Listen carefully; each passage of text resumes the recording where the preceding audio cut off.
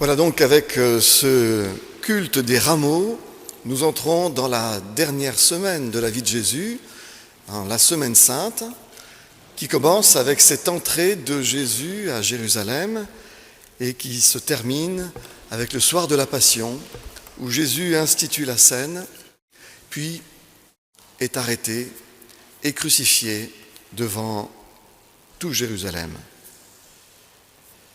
C'est une semaine pour réfléchir à Jésus, à sa personne, essayer de le situer, de le comprendre. Et c'est une semaine pour essayer de comprendre son message. Et pour quelle raison l'a-t-on crucifié ? Pourquoi l'a-t-on traité de la sorte ? Pourquoi ne s'est-il pas enfui alors qu'il voyait venir justement cette mort ? L'image de Jésus, bon berger, doux comme un agneau, consensuel et débonnaire, s'est imposée grâce à une certaine iconographie piétiste traditionnelle. Mais qu'en est-il dans les évangiles ? En fait, on a de la peine à trouver dans les évangiles ce portrait de Jésus. Plusieurs traits du Jésus historique qu'il faut chercher derrière les évangiles, derrière les récits. Plusieurs traits du Jésus historique tranchent, semble-t-il, avec ce Jésus débonnaire, tout à fait polissé. On trouve en effet dans les évangiles un Jésus qui tense durement les pharisiens, qu'il traite de fous et de sépulcres blanchis, bien jolis à l'extérieur, mais pas très net à l'intérieur. On trouve Jésus, avec cette entrée à Jérusalem, sur le parvis du temple, avec une corde à la main, en guise de fouet, faisant s'échapper les animaux destinés au sacrifice, renversant les tables des changeurs de monnaie. Cette maison est une maison de prière, crie-t-il dans le temple, et vous en faites une caverne de brigands. Au jeune homme riche qui lui demande comment entrer dans le royaume des cieux, il recommande de vendre ses biens et d'en donner le produit aux pauvres, ce qui est tout de même un peu radical comme traitement de la richesse. Aux foules qui font route avec lui, il déclare « Si quelqu'un vient à moi et s'il ne hait pas son père, sa mère, sa femme, ses enfants, ses frères, ses sœurs, même sa propre vie, il ne peut être mon disciple. Et quiconque ne porte pas sa croix et ne me suit pas, ne peut être mon disciple. » Devant sa propre mère, Marie, et ses frères, il n'hésite pas à dire « Qui est ma mère et qui sont mes frères ? Sinon ceux qui font la volonté de Dieu. Celui qui fait la volonté de Dieu est mon frère, ma sœur, ma mère. » Ne croyez pas que je suis venu apporter la paix sur la terre. Ajoute-t-il dans Matthieu 10, « Je ne suis pas venu apporter la paix, mais l'épée, car je suis venu mettre la division entre l'homme et son père, entre la fille et sa mère, entre la belle-fille et sa belle-mère. Et l'homme aura pour ennemi les gens de sa maison. » La sentence qu'il prononce en Luc chapitre 11 semble résumer sa pensée. Celui qui n'est pas avec moi est contre moi, et celui qui n'assemble pas avec moi disperse. Où est-elle, la gentille image du Jésus débonnaire ? Le Jésus historique n'a rien à voir avec ces clichés à la guimauve inculqués par l'iconographie piétiste traditionnelle. Il est tout au contraire radical et porteur d'un appel radical. Et ce n'est qu'en percevant cette radicalité de Jésus et de son message que l'on peut comprendre le sens qu'il donnait lui-même à sa mort et donc le sens qu'il donnait à l'institution de la scène. Voyons cela. Et commençons par reconnaître que dans la vie, il y a du négociable et il y a du non négociable. des choses sur lesquelles on peut céder, des adiaphoras, comme disait Jean Calvin, des choses neutres, secondaires. Et puis, il y a des choses sur lesquelles nous devons tenir. Mûrir, devenir sage, gagner en maturité, c'est apprendre à discerner de mieux en mieux ce qui est de l'ordre du négociable et ce qui est non négociable, ce pourquoi on doit tenir, ce pourquoi nous engageons notre vie et nos convictions les plus profondes. Les droits de l'humain ne sont pas négociables. Le fait que tout individu est un être libre, d'une dignité infinie, dont les droits sont inaliénables, ce fait n'est pas négociable. Lorsque le pasteur afro-américain Martin Luther King luttait pour l'égalité des droits civiques aux États-Unis, il savait qu'il luttait pour un ordre de choses qui n'était pas négociable. Il recevait des menaces de mort, des menaces qu'il prenait très au sérieux avec son entourage. Et il avait peur. Dans son célèbre discours du 3 avril 1968 à Memphis, prononcé un jour avant son assassinat, il explique qu'il défend une cause non négociable, celle de l'égalité des enfants de Dieu. Au fond de lui-même, il était rempli de crainte, car il avait reçu des menaces de mort dans les jours qui précédaient. Mais que devait-il faire ? Devait-il s'enfuir ? Laisser tomber ces millions de gens dont il était devenu la voix et qui plaçaient tant d'espoir et de confiance en lui ? Impossible. Le pasteur King savait trop bien, au fond de sa conscience, que la cause qu'il avait embrassée était plus grande que sa vie, plus grande que lui. Il ne pouvait pas laisser tomber ces millions de gens.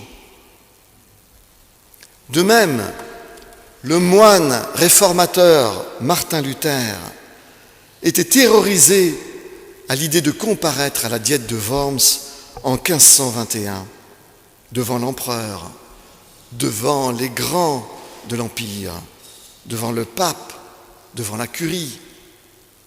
Il savait bien comment le concile de Constance avait un siècle plus tôt voué Jean Hus au bûcher. Mais Martin Luther savait aussi qu'il était lié dans sa conscience. Que pouvait-il faire ? Rétracter ses thèses réformatrices alors que toute l'Europe de la Renaissance et de l'humanisme priait pour qu'enfin l'institution ecclésiale se réforme et que le monde passe à un autre âge ? Luther devait-il laisser tomber ces millions de gens dont il était devenu la voix et qui plaçaient tant d'espoir maintenant et de confiance en lui ? Impossible. Lui aussi avait compris que la cause qu'il avait embrassée était plus grande que lui, plus grande que sa vie même. Ces deux exemples, et bien d'autres que l'on aurait pu puiser dans différentes traditions religieuses ou dans l'histoire politique, ces exemples éclairent ce qu'est l'ordre du non négociable. Mais elles donnent aussi un éclairage pour comprendre ce qui s'est joué avec Jésus il y a 2000 ans. La figure du Jésus historique n'est pas celle d'un doux faiseur de miracles, dispensant ça et là de bonnes paroles. L'exégèse moderne décrypte bien plutôt, derrière les textes, la figure d'un croyant pieux, fervent, pénétré d'une relation profonde avec Dieu. Un croyant qui fit lui-même l'expérience d'une libération spirituelle. Cette expérience que produit la découverte que Dieu ne peut pas être autre chose qu'un Dieu d'amour et de bonté.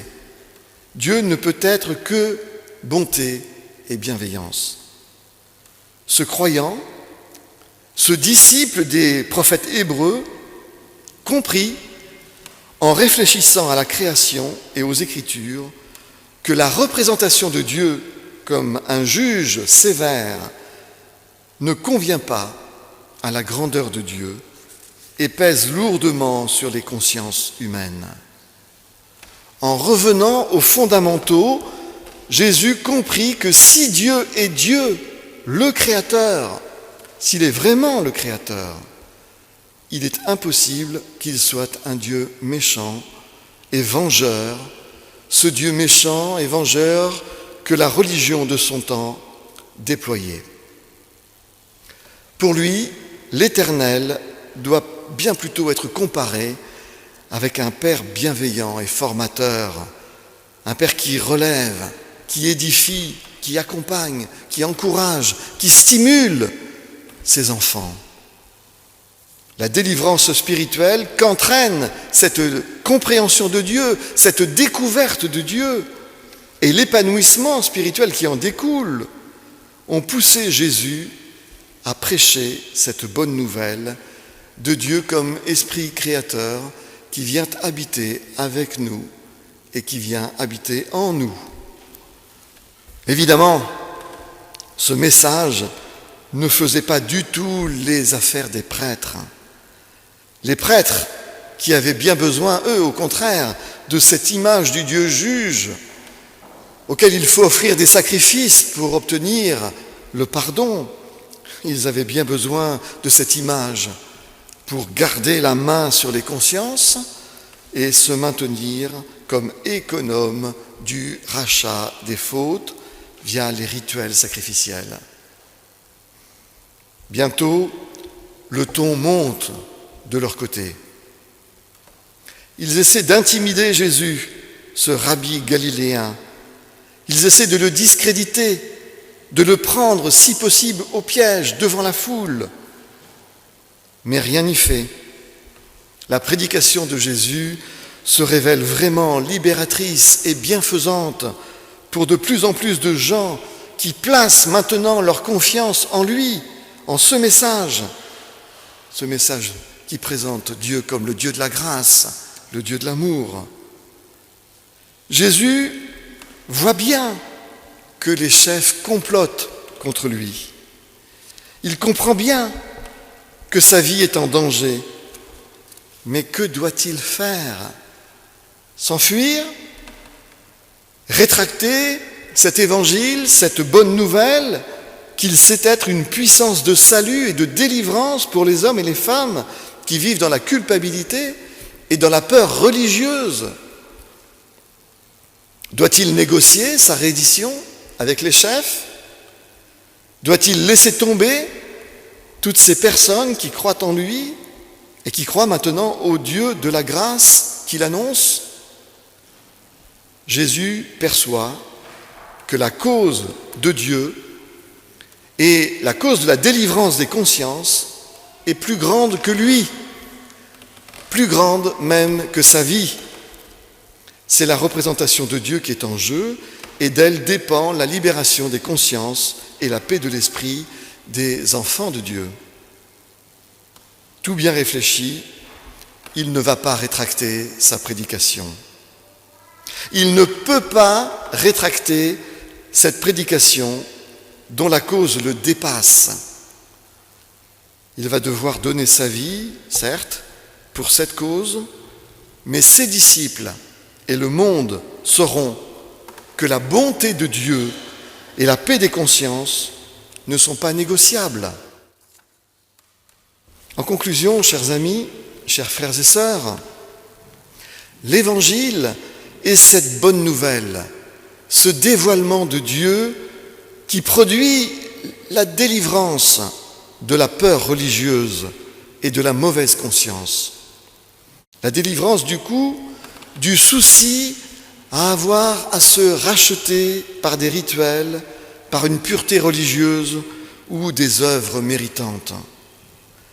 L'Évangile n'est pas un gentil message religieux, mais un appel à accueillir en nous le Dieu de la grâce. non pour apaiser notre culpabilité seulement, ou trouver un pardon à bon marché ou à bon compte, mais pour vivre nous-mêmes de cette grâce et la mettre en pratique dans notre façon de regarder les autres et d'interagir avec les autres.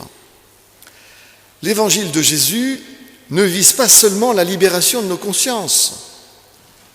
Il produit une libération spirituelle, cette libération de nos consciences, mais pour que nous devenions de nouvelles personnes. Vous voyez, il y a deux volets dans la prédication de Jésus. Il y a deux buts. Nous délivrer de la mauvaise conscience, nous délivrer de la peur de Dieu, accueillir le Dieu de la grâce, mais ensuite vivre de la grâce que Dieu nous donne. La vivre, cette grâce, avec les autres, dans notre façon de les accueillir, de les regarder, d'interagir avec eux, comme je l'ai dit. L'Évangile n'est pas que le pardon de Dieu pour nous-mêmes. Il nous invite, nous aussi, à pardonner aux autres. Il s'agit de basculer du côté de Dieu. Il ne s'agit pas d'obtenir une grâce présidentielle. Il s'agit de devenir une nouvelle personne, une autre personne. Une personne qui lutte contre son vieil homme, contre sa vieille nature. Il s'agit de basculer du côté de Dieu pour vivre de sa bienveillance. Si votre justice ne dépasse pas celle des pharisiens, disait Jésus dans l'Évangile, vous n'entrerez pas dans le royaume de Dieu. Vous voyez, il ne s'agit pas seulement d'obtenir une justice formelle, de vivre comme des personnes justes. Non, il s'agit aussi d'être juste avec les autres. C'est un message radical, sans nuance. On est du côté de Dieu ou on ne l'est pas. Il n'y a pas de juste milieu. C'est ce message radical, mes amis. C'est pour ce message radical que Jésus n'a pas voulu négocier. Le pain et le vin de la scène évoquent une mort brutale, un corps rompu, du sang qui coule. Ce pain et ce vin de la scène annoncent clairement aux disciples que Jésus est conscient d'aller au-devant de la mort. Mais ce pain et ce vin nous rappellent maintenant que Jésus a donné sa vie parce qu'il n'a pas voulu négocier la bonté de Dieu.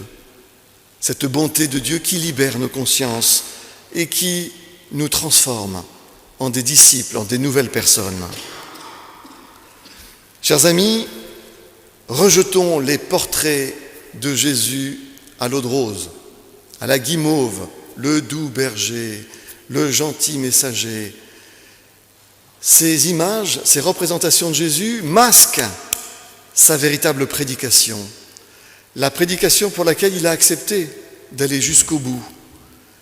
Cette prédication qui défend une cause plus grande que lui, plus grande que sa vie, la cause de la bonté de Dieu, la cause de la libération de nos consciences, pour que nous devenions des personnes transformées, qui se rapprochent de l'image que Dieu a mise dans l'humanité en la créant. Amen.